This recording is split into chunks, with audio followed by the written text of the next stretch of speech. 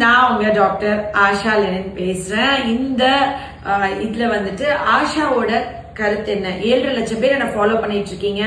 நான் வந்துட்டு என்னோட இதுல ரொம்ப க்ளோஸ்டா இருக்கேன். நான் யாருக்கு சப்போர்ட் பண்றேன், நான் என்ன பண்றேன்றத உங்ககிட்ட வந்து இன்னைக்கு பகிரங்கமா ஒரு சகோதரியா பகிர்ந்துக்கணும்னு நினைக்கிறேன். ஏன்னா எந்த அரசியல் கட்சியிலும் அடிப்படை உறுப்பினர் கூட இல்லாத ஒரு காமன் மேன் நான்லாம்.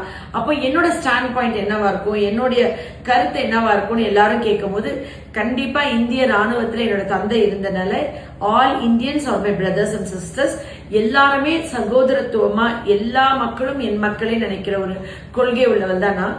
ஆனா தமிழ் தேசிய கொள்கை என்னை ரொம்ப ஆட்கொண்டிருக்குன்னு நான் சொல்லணும்.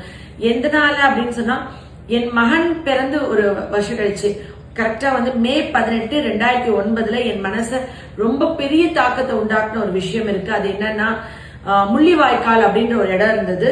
அங்க வந்துட்டு ஸ்ரீலங்கால போர்ல சாக விரும்பல, சரண்டர் ஆகணும், இல்ல நீங்க வந்து சேஃபா இருக்கணும், அஹிம்சை விரும்புறேன்னு சொல்றவங்க எல்லாருமே முள்ளிவாய்க்கால் இடத்துக்கு வாங்கன்னு சொல்லி அரசாங்கம் வந்துட்டு அனௌன்ஸ் பண்ணுச்சு. அப்ப ஸ்ரீலங்கால அந்த கவர்மெண்ட் அனௌன்ஸ்மெண்ட் கேட்ட உடனே 2 லட்சம் மக்கள் கிட்ட ஆண் பெண் குழந்தைங்க வயசானவங்க எல்லாருமே அந்த இடத்துக்கு போறாங்க. ஓகே, நம்ம வந்து சாக வேணாம், நம்ம வாழணும் அப்படின்னு நினைச்சு போனாங்க. அப்படி போகும்பொழுது நீங்க வந்துட்டு உங்க ஆடைகளை கலைந்து நீங்க அம்மனமா வரணும்னு சொன்னாங்க. அதையும் அவங்க கலட்டிட்டு ஆண் பெண் குழந்தைங்களா கைகளை தூக்கிட்டு சரண்டர் ஆக போகும்போது பாஸ்பரஸ் அடைச்ச குண்டுகளை வந்து கொத்து கொத்தா போட்டு ஒரு இனப்படுகொலை ஆச்சு அப்படின்னு சொன்னாங்க. இந்த மே 18 வரப்போது, அந்த மே அடுத்த மாசம், அந்த நாள்ல அத்தனாயிரம் உயிர்கள் பிரிஞ்சு அவங்களுடைய ஓலம் அந்த 2009 வந்து அது என் மனசு ரொம்ப பெரிய தாக்கமாச்சு. எனக்கு தெரிஞ்சு அதுக்கப்புறம் இருந்து இன்னி வரைக்கும் ஒரே ஒரு ஜீவன் நம்மளோட தமிழகத்துல தன்னோட குரலை ஓங்க உரைச்சிட்டு இருக்கு அப்படின்னு சொன்னா நம்ம சீமான் அண்ணன் தான். எனக்கு அவங்களோட ஆத்மா, அதாவது என்னோட 24 கிலோமீட்டர் தாண்டி தனுஷ்கோடியிலிருந்து ஜஸ்ட் ஒரு 24 கிலோமீட்டர்ஸ் அந்த பக்கம் நான் இருந்திருந்தா நிச்சயமா ஒண்ணு அந்த கைகளை உயர்த்தி போய் சரண்டர் ஆகிற கூட்டத்துல குண்டுகள்ல மாட்டி செத்துருப்பேனோ, இல்ல அந்த போராட்டத்துல துப்பாக்கி ஏந்தி போய் சண்டை போட்டு செத்துருப்பேனோ. ஆனா இன்னைக்கு உயிரோட இருந்திருக்க மாட்டேன், அது மட்டும் தெரியுது. சோ அந்த 24 கிலோமீட்டர் இந்த பக்கம் இருக்கிற ஒருத்தின்ற அந்த சேஃப்டி நிச்சயமா வந்து கடவுள் என்னோட அவங்களோட சகோதர சகோதரியோட ஆன்மா சாந்தி அடையணும்னா ஒரு 75 வருஷத்துக்கு முன்னாடி நடந்த விஷயம் இல்ல, 100 வருஷத்துக்கு முன்னாடி நடந்த விஷயம் இல்ல, என்னோட மகன் பிறந்து ஒரு வருஷத்துல நடந்த ஒரு விஷயம். எனக்கு இன்னும் அதை மறக்கல, அதை விட்டு நான் வெளியே வரல. அந்த தாக்கமோ அந்த வலியோ எனக்கு வந்துட்டு இன்னமும் என் மனசுல இருந்துட்டே இருக்கு.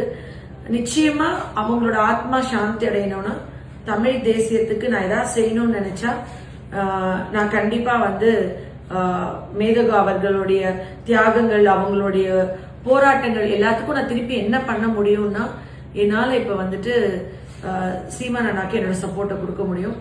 நிச்சயமா நான் ஏன் சப்போர்ட் பண்றேன், ஏன் இது பண்றேன், தனிப்பட்ட எந்த அரசியல் கட்சியிலும் இல்ல. ஆனா என்னோட வாக்கு வந்து நிச்சயமா வந்து ஏன் ஒரு விவசாய சின்னத்துக்காக இருக்கணும்னு நான் நினைக்கிறேன் அப்படின்னா, அங்க இறந்த உயிர்களுக்கு நான் ஏதாவது ஒரு காணிக்கை செலுத்தணும்னு நினைச்சா இதுதான் இருக்கும்னு நான் நம்புறேன். இதுவாதான் இருக்க முடியும்னு நான் நினைக்கிறேன். அரசியலுக்கு அப்பாற்பட்டு என்னோட தனிப்பட்ட அபிப்பிராயமா அங்க பிரிந்த உயிர்களுக்கு என்னால என் உயிருள்ள வரைக்கும் வேற எதுவும் பண்ண முடியும்னு எனக்கு தோணல. என்னால பண்ண முடிஞ்ச ஒரே விஷயம் வந்துட்டு ஒரு விவசாய சின்னத்துக்கு நான் வாக்களிக்கிறது தான் இருக்க முடியும் நம்புறேன். இது வந்து என்னோட கருத்து.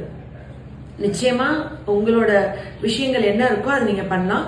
தயவு செஞ்சு ஒரு சகோதரியா என்னோட உணர்வுகளுக்கும் என்னோட கருத்துக்களுக்கும் நீங்க எல்லாம் மரியாதை கொடுக்கணும். என்னோட சிந்தனை, அதாவது ஒருத்தவங்களோட காலில் நின்றாதான் அந்த வலி தெரியும்னு சொல்லுவாங்க, ஸ்டாண்ட் இன் தியர் ஷூஸ்ன்னு சொல்லுவாங்க. நான் வந்து தமிழ் தேசியத்துல அங்க உயிர் பிரிந்த அந்த ஓலங்கள், அந்த கதறல்கள், அந்த கண்ணீர்கள், அவங்களோட காலில் நின்று அதை உணர விரும்புறேன். அதை உணரும் போது என்னால என்னோட அவங்களுக்கு துரோகம் செய்ய மனசு வரல, என்னால துரோகம் செய்ய முடியும் நம்பிக்கை வரல. நான் வந்து என்னோட மனசாட்சிக்கும் கடவுளுக்கும் பயந்து இந்த முடிவை நான் எடுக்கிறேன். இது வந்து முழுக்க முழுக்க அவங்களுடைய அந்த இந்த படத்துல, சிட்டிசன் படத்துல எல்லாரோட மூச்சு காத்தும் கொடுத்து நான் வந்து அஜித் சார் டைலாக் எல்லாம் பேசுவார்ல, அந்த மொமெண்ட்டை ஃபீல் பண்ணீங்கன்னா நான் சொல்றது உங்க எல்லாருக்கும் புரியும் நினைக்கிறேன். Love you all. நன்றி.